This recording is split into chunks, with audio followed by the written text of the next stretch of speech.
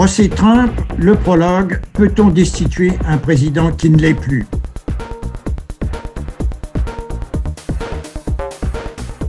Donald Trump, un accusé bien mal défendu.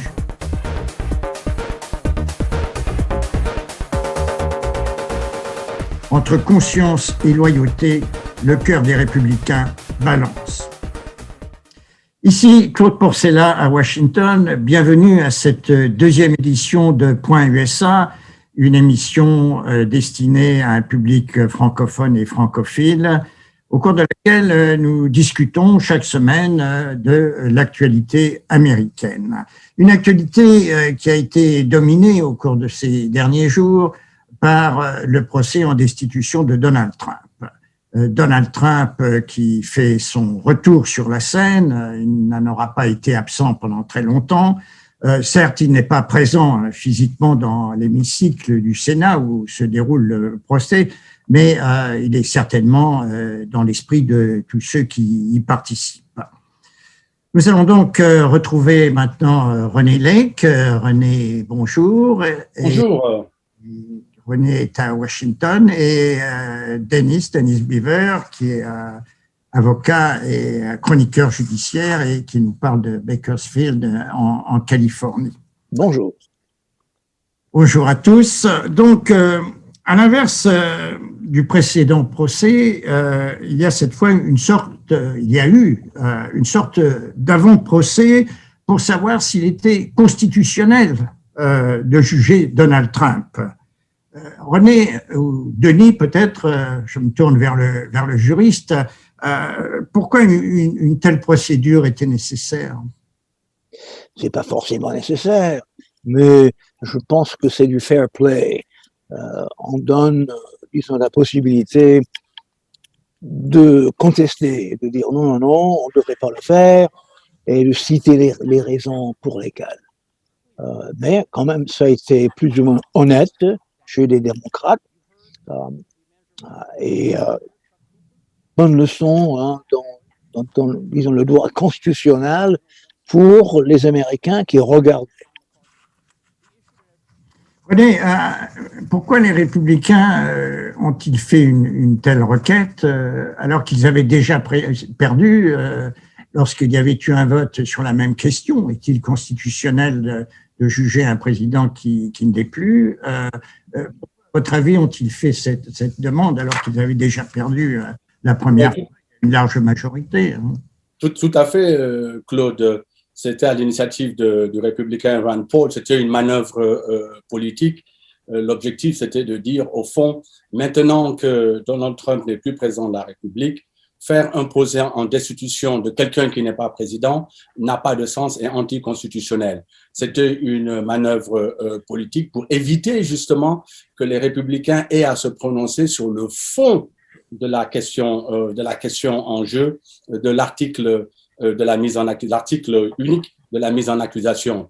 Donc, c'était une manœuvre politique qui n'a pas marché dans un premier temps. Et ensuite, les démocrates, comme disait Denis, pour des raisons également politiques, j'ai un peu envie de dire, eux aussi avaient intérêt à ce que la question soit reposée et que la question soit réglée définitivement. Et ça a été le cas. 6 républicains ont voté avec les démocrates et donc à 56 voix, le procès a été considéré comme constitutionnel. Ce qui permet, dans les arguments, entre parenthèses, des accusateurs de Trump, donc des House managers, comme on dit, démocrates, de dire, écoutez, la question de la constitutionnalité de ce procès n'est plus en jeu, elle a été réglée, nous avons voté et le Sénat a décidé que c'est constitutionnel. Maintenant, vous serez obligé de vous prononcer sur le fond et non plus sur des technicalités juridiques. Cet avant-procès avait tout de même commencé avec une présentation choc de l'accusation. Denis, qu'avez-vous pensé de l'argumentaire présenté par les démocrates? Très fort, vraiment très fort. Pendant ce procès, ce qu'on voyait, ce qu'on entendait, vraiment ça, je regarde ça et j'avais le sentiment, le feeling d'être là avec eux pendant l'émeute. Un vrai cauchemar, un vrai cauchemar. Ils ont réussi, ils ont vraiment réussi à créer. C'était pour les Américains qui regardaient tout ça. Ils étaient là au milieu de désastres, catastrophes. Les avocats, d'ailleurs, incroyable. Les avocats de Donald Trump ont d'ailleurs reconnu eux-mêmes que c'était de l'excellent travail. C'était un peu surprenant de commencer la défense de Donald Trump en reconnaissant que l'accusation avait fait un excellent travail. Je ne sais pas si, René, vous avez réagi comme moi, mais en voyant ces images extrêmement difficiles, insoutenables même dans certains cas, j'ai été plus attristé, plus ébranlé, plus secoué que je n'avais été lorsque j'avais vu l'émeute direct. Ouais. Et j'ai vu pas mal de commentaires d'Américains qui ont eu exactement le même sentiment. Oui, je crois que, en tout cas, pour ma part, j'aimerais bien savoir, entendre Denis sur la question, mais en fait, je crois que c'est un peu le cas pour lui, d'après ce qu'il vient de dire. Mais effectivement, moi, je crois que c'est dû au fait que quand on le regardait en direct, il est très difficile dans une situation comme ça parce que la caméra, elle limite ce que l'on peut voir. Il y a quelque chose de toujours réducteur à une image. Même une image en mouvement de télévision, c'est réducteur. On ne voit que ce que l'on vous montre. Or, qu'est-ce qu'il a fait ce film, là, 16 ou 13 ou 16 minutes je ne me souviens plus des démocrates. 13 minutes, oui. 13 minutes, c'est ça? 13 minutes, oui. Voilà, les 13 minutes. Donc, qu'est-ce qu'il a fait? Il a mis bout à bout et sous des angles différents. Donc, on a vu en 13 minutes plusieurs angles. C'est un 366 degrés que l'on a pu faire avec ce film-là. Et non seulement 360 degrés de l'extérieur, mais également avec vue de l'intérieur, ce que on ne voyait pas quand on était en direct, ou du moins quand on était en direct, le peu que l'on voyait, c'était encore une fois le peu qui se trouvait sur le passage du journaliste ou de l'agent de presse qui filmait. Donc, je crois que le fait d'avoir mis tout à bout, d'avoir présenté, nous avons donné une vue d'ensemble, c'est vrai que c'était extrêmement choquant, extrêmement, j'ai presque envie de dire même révoltant à certains moments. Et donc, je comprends tout à fait ce que vous dites, Claude. Mm-hmm. Oui, 13 minutes qui ont fait revivre à l'Amérique cauchemar du Denis, comment expliquez-vous la faiblesse de la défense? Parce que ce soit David Shawn ou Bruce Castor, les deux principaux avocats de l'ancien président, ont présenté une défense qui frôlait qui frôlait l'incompétence. Oui, tout à fait. Tu sais, et pendant 30 ans, je vivais au palais de justice. Des litiges. J'ai commencé la carrière en tant que substitut de procureur et ensuite avocat, comme disons, c'est l'habitude. Il faut savoir quand se taire, quand il faut dire, tu dis rien quand tu as un client comme Trump, alors qui est cinglé, tu dis rien, tu n'es pas obligé de dire ce qu'on appelle un opening statement, une déclaration. Déclaration préliminaire. Oui, préliminaire, exactement. Tu n'es pas obligé, tu es obligé de rien dire, rien faire.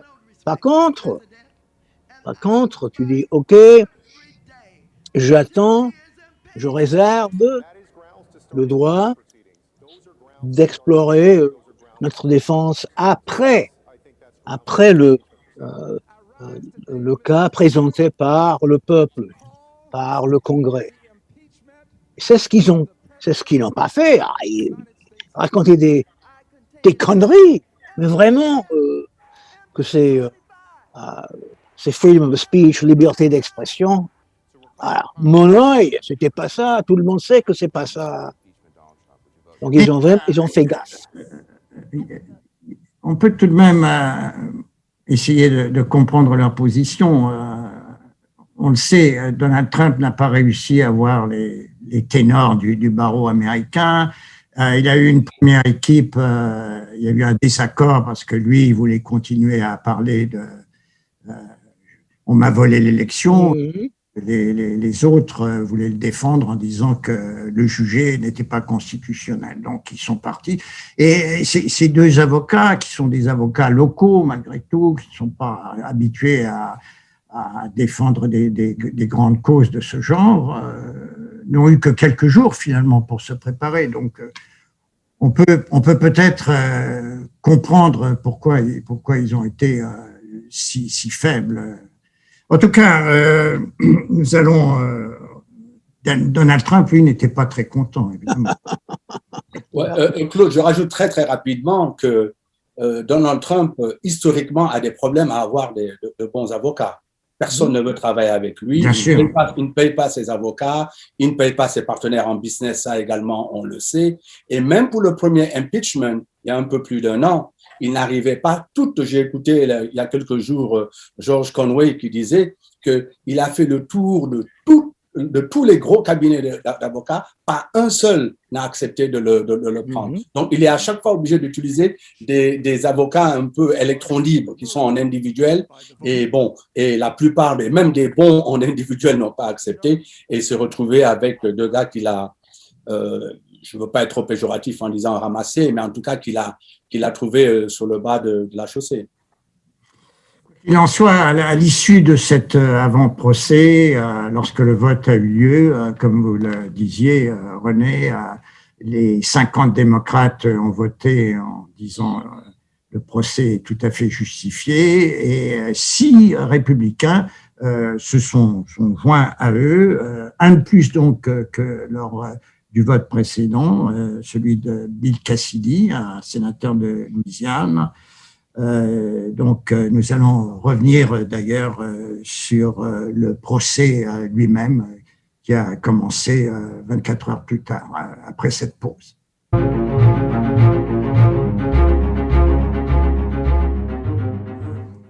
Mardi, donc, le procès a débuté.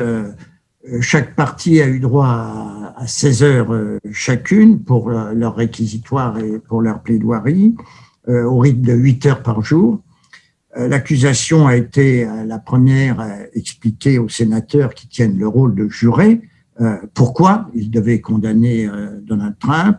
René Lake, les procureurs, on vient de le souligner, ont fait véritablement un travail magistral pour prouver la culpabilité de Donald Trump dans l'insurrection du 6 janvier.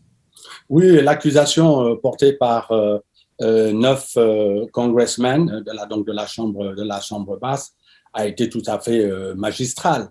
On a parlé tout à l'heure de ce film de 13 minutes, mais ensuite, là, ils étaient extrêmement organisés. Ils ont d'abord montré en quoi il y avait ce qu'on appelle the big lie, le grand mensonge de Donald Trump sur le fait qu'il a gagné une élection qu'il a en fait perdue, et ce qui est dit, accepté par tous les différents acteurs, y compris chez les républicains. Deuxième élément, c'était la mobilisation, ce qu'il appelait stop the lie, stop the steal, pardon. Donc arrêter le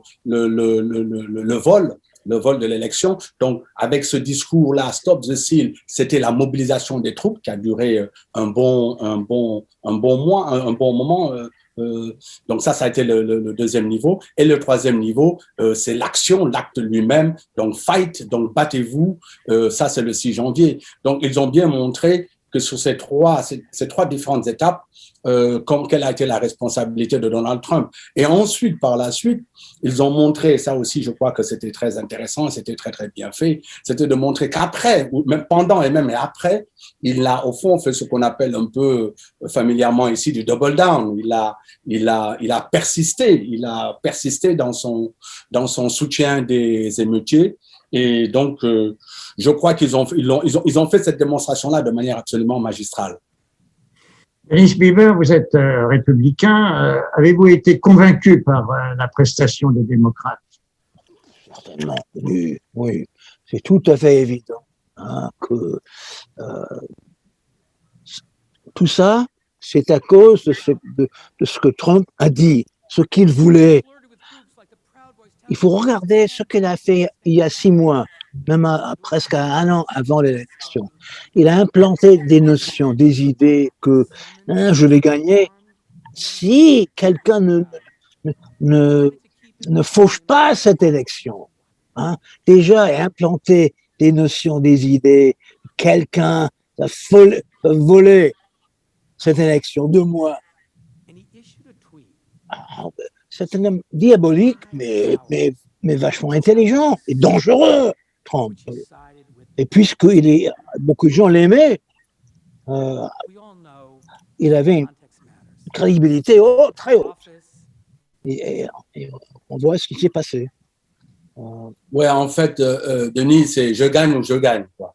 C'est-à-dire, je gagne à la bonne, et si je perds, j'ai gagné, ça veut dire qu'on m'a volé l'élection, quoi. Donc, dans tous les cas, je gagne et je gagne.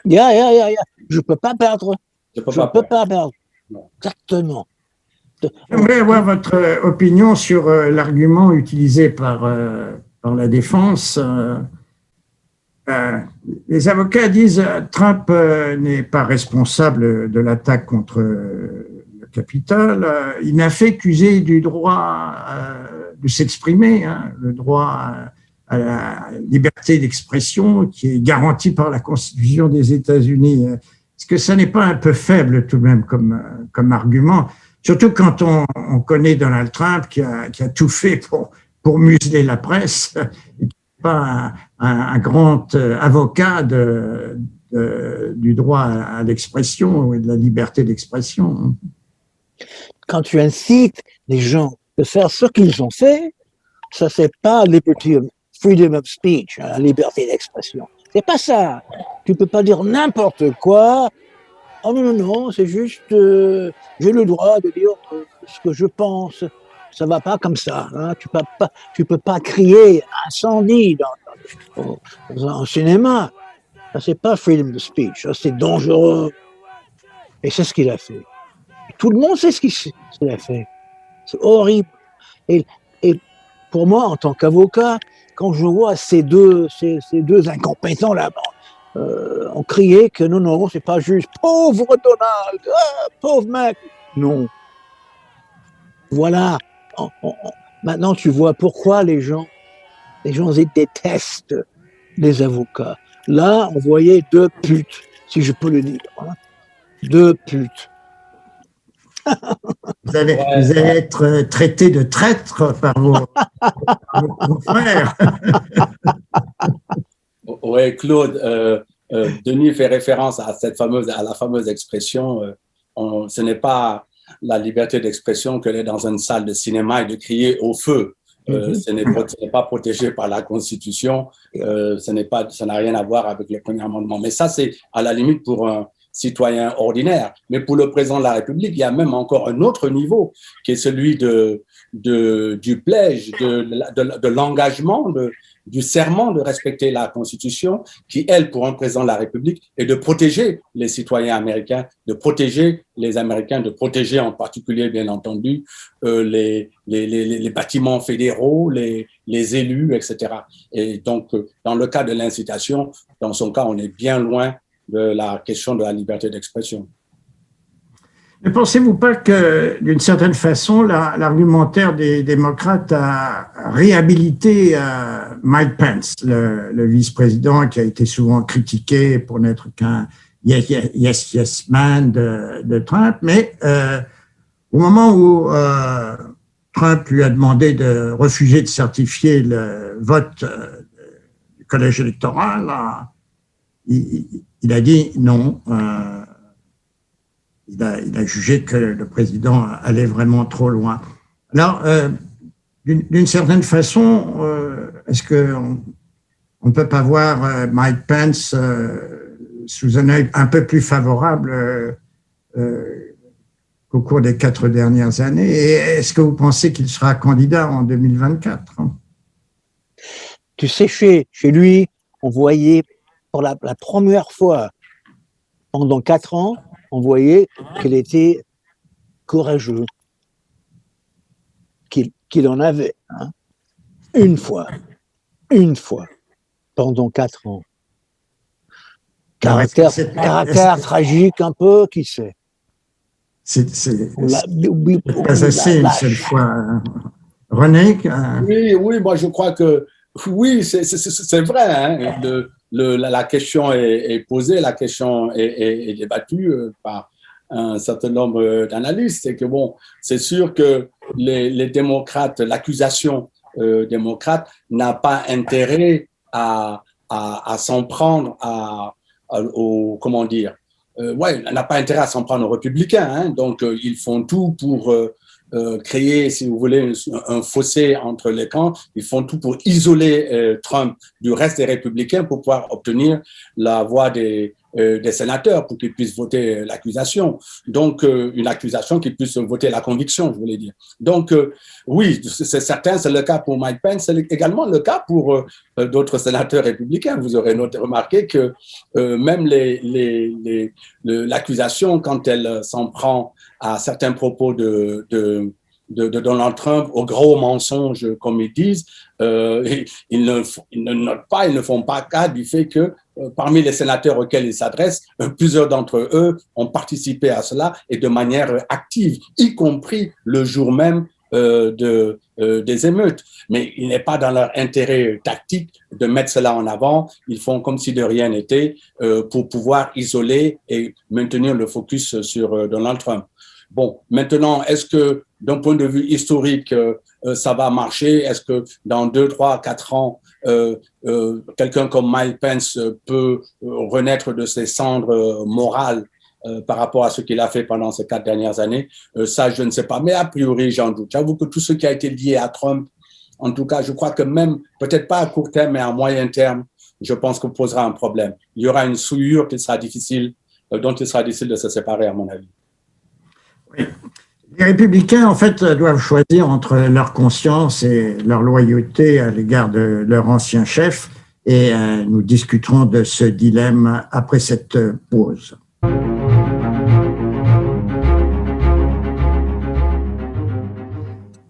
René, Denis, à en juger par les réactions des sénateurs républicains, du moins d'une bonne majorité d'entre eux, il ne semble pas qu'en dépit de ces images fortes, difficilement soutenables qu'ils ont vues, ils soient enclins finalement à condamner Donald Trump. Je comprends bien qu'ils le font pour des raisons politiques, continuent de lui rester fidèle parce qu'ils pensent à 2022. Mais de vous à moi, et Denis, je me tourne vers vous parce que vous êtes républicain. Comment les sénateurs, après avoir vu ces vidéos, peuvent-ils se regarder en face dans leur miroir le matin? Bonne question. Tu sais, j'ai moins de confiance que j'avais avant dans nos gens en politique, et je l'avais très peu avant, et maintenant j'ai zéro. Nothing. Ah, quel cauchemar, les gens qui refusent de voter leur conscience, qui refusent de dire que ce qui s'est passé était un cauchemar, complètement la faute de Trump. Pendant 4 ans, ils ont soutenu ces mensonges. Et quand il se présente la prochaine fois pour être réélu, j'espère que les citoyens vont aux urnes, vont se rappeler de ce qui s'est passé et vont dire non. Non, ça suffit. Est-ce que vous envisageriez de changer de parti maintenant, après ce qui s'est passé? Tu dis que je suis républicain. Oui, de pensée, mais officiellement indépendant. Donc, et je reste indépendant. Et Claude, il y a des centaines de milliers de républicains qui ont changé leur affiliation de républicains à indépendants. Des centaines de milliers pour la dernière élection. Mais sur ce point, Claude, rapidement, je ne veux pas être trop long là-dessus, mais je crois que l'accusation des démocrates, ils ont 4 audiences ici. Ils ont bien entendu les 100 sénateurs qui sont les jurés, en fait, et qu'ils cherchent à convaincre, en particulier les républicains, c'est vraiment ça leur cible principale. Mais il y a également l'opinion publique américaine. Il est important. Imaginez qu'on arrive à un taux, je crois en ce moment on tourne autour de 60, mais si on arrivait à 65, 67% d'Américains qui pensent qu'il doit être condamné, ça sera difficile pour les républicains de ne pas en tenir compte. Donc ça, c'est la deuxième audience. Bon, mais il y a peu de chances quand même qu'on en arrive à de tels chiffres. Mais je crois que la troisième audience, c'est également l'histoire. C'est ce que l'histoire va retenir. La preuve, Denis et Claude, si on n'avait pas eu ce procès, le film là de récapitulatif, on ne l'aurait pas vu. En tout cas, on ne l'aurait pas vu en ce moment. On l'aurait peut-être vu dans 2 ou 3 ans quand il y aurait un film sur cet événement. Alors ça, c'est la troisième audience. Donc ça, c'est l'histoire avec un grand H. Et la quatrième audience, si vous permettez, elle est un peu provocatrice, celle-là.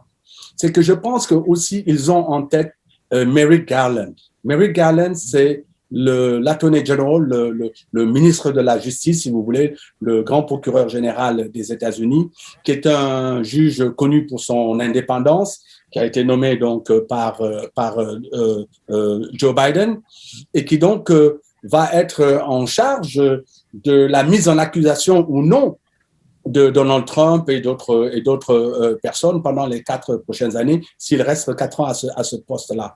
Donc, quelque part également, ce procès-là peut rendre très difficile la vie de Merrick Garland parce que même s'il a une réticence, parce que tout le monde sait que Joe Biden n'est pas tellement intéressé par cela, il a une réticence, il ne veut pas trop poursuivre Donald Trump, mais si l'opinion publique est très mobilisée sur ça, il n'aura peut-être pas d'autre choix que de poursuivre Trump sur cette question-là. Donc là, maintenant, et là, on sort de la question de impeachment, là, on parle du tribunal civil et ça sera un procès de plus parmi les procès auquel Donald Trump va faire face pendant les prochains mois, les prochaines années.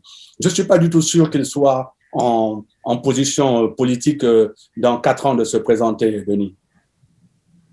Ne pensez-vous pas que si le vote avait lieu à bulletin secret, les démocrates pourraient obtenir les 17 républicains dont ils ont besoin pour atteindre la majorité des 2 tiers qui servent dans le cas d'un procès en destinée. Et pour le moment, ils en ont 6.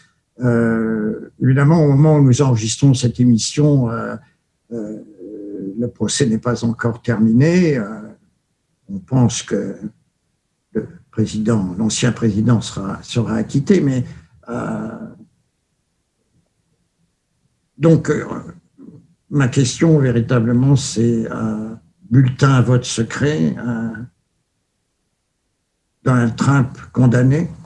Je pense, oui, je pense. Mais quand c'est pas secret, les républicains, ils ont peur de tout perdre et ils sont lâches. Hein. C'est ça la réalité. Et quel dommage qu'on a les gens qui sont là, en théorie, qui nous protègent. Hein. Senators, congressmen, qui nous protègent, ils sont des lâches, ils sont faibles, c'est de l'embarras. Et ça me fait peur pour l'avenir de mon pays. Vraiment, ça fait peur. Ça fait Denis, on peut même ne pas spéculer. Il y a eu le vote, vous vous souvenez, quand il y a eu l'affaire avec Liz Cheney. Et donc, pour ce vote-là, comme c'était un vote à bulletin secret au sein du groupe parlementaire républicain, elle a eu plus de combien, 150, 156, je ne me souviens plus du chiffre exact, de voix, c'était à bulletin secret, et seulement 66 qui ont voté contre elle. On peut conclure assez facilement, en toute logique, les 66, ce sont les Trump jusqu'au bout, les autres 156, c'est les gens qui disent non, elle a voté pour la mise en accusation de Trump, mais c'était tout à fait acceptable. Mais je peux vous garantir que ce vote-là, s'il n'était pas à bulletin secret, à tous les coups, elle perdait son poste de leadership qui était en jeu à ce moment. Les républicains ont véritablement un problème. Il leur faut choisir soit un retour aux principes traditionnels républicains, soit s'engager dans la même voie que celle tracée par Donald Trump.